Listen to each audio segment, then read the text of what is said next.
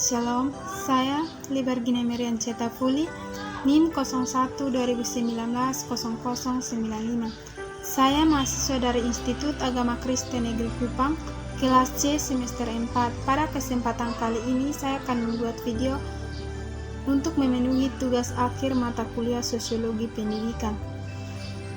Di sini saya akan menjelaskan salah satu topik, yaitu mampu memahami unsur negatif guru dan positif guru dan anak didik. Ada beberapa hal yang perlu saya jelaskan di sini. Yang pertama, latar belakangnya. Sikap dari seorang guru adalah salah satu faktor yang menentukan bagi perkembangan jiwa peserta didik. Karena sikap seorang guru tidak hanya dilihat sewaktu mengajar saja, akan tetapi juga dilihat tingkah lakunya dalam kehidupan sehari-hari oleh peserta didiknya. Mengingat pada saat ini banyak pemberitaan tentang seorang guru yang tidak mencerminkan sikap sebagai pengajar yang sebagaimana seorang pendidik, karena adanya berbagai faktor yang semestinya tidak terjadi dalam dunia pendidikan. Karena sikap guru dalam mengajar perlu mendapatkan perhatian semua orang. Biasanya, guru yang memiliki sikap dan perilaku yang baik lebih banyak disukai siswa sehingga dapat menciptakan keakraban baik saat belajar di dalam kelas ataupun di luar kelas. Hal ini dapat mempermudah hubungan antara guru dan siswa di dalam kelas, sehingga materi pelajaran yang disampaikan dapat lebih mudah diterima oleh siswa. Alasan saya memilih judul ini karena judul ini sangat baik untuk dapat dipelajari. Karena saya sendiri adalah calon seorang guru dan suatu saat saya pun akan menjadi seorang guru. Nah, di situ tentunya saya harus mempelajari unsur positif apa yang bisa saya terapkan kepada murid-murid saya atau anak-anak didik saya ke depannya. Karena sikap seorang guru tidak hanya dilihat sewaktu mengajar saja, tetapi juga dilihat tingkah lakunya dalam kehidupan sehari-hari, dan saya juga harus mempelajari unsur negatif yang tidak perlu saya terapkan. Yang ketiga, pendapat para tokoh.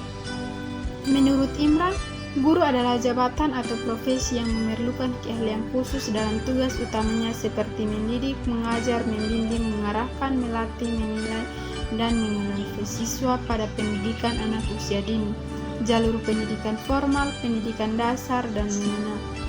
Menurut Purwanto, guru adalah orang yang diserahin tanggung jawab sebagai pendidik dalam lingkungan sekolah.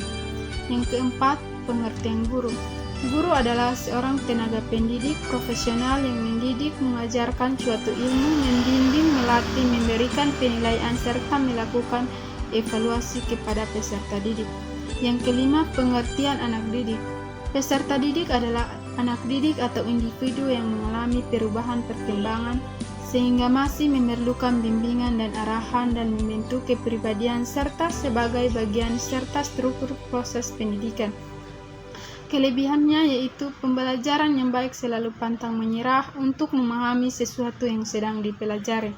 Pembelajaran yang baik mempunyai rasa ingin tahu yang besar. Pembelajaran yang baik sadar betul bahwa seringkali belajar itu membosankan. Pembelajaran yang baik membangun pengetahuannya sendiri. Pembelajaran yang baik tak pernah berhenti bertanya. Pembelajaran yang baik berbagi apa yang telah mereka pelajari. Kekurangannya itu mungkin pada jasmani dan rohaninya, karena untuk bergerak saja ia masih membutuhkan bantuan dari orang lain. Yang keenam, saran apa yang bisa diberikan jika ada kekurangan? Sarannya kepada anak didik harus mampu untuk mempelajari unsur positif yang bisa dipakai dan unsur negatif apa yang tidak bisa dipakai dalam kehidupan sehari-hari. Dan kepada orang tua harus menjalani hubungan baik, meningkatkan kerjasama dan meningkatkan tanggung jawab dengan guru beserta pihak sekolah agar tercapainya proses pembelajaran atau penengahan khusus untuk siswa yang potensi dirinya belum berkembang sehingga terlaksana dengan baik. Yang ketujuh, peran guru yaitu mendidik berarti meneruskan dan mengembangkan nilai-nilai hidup.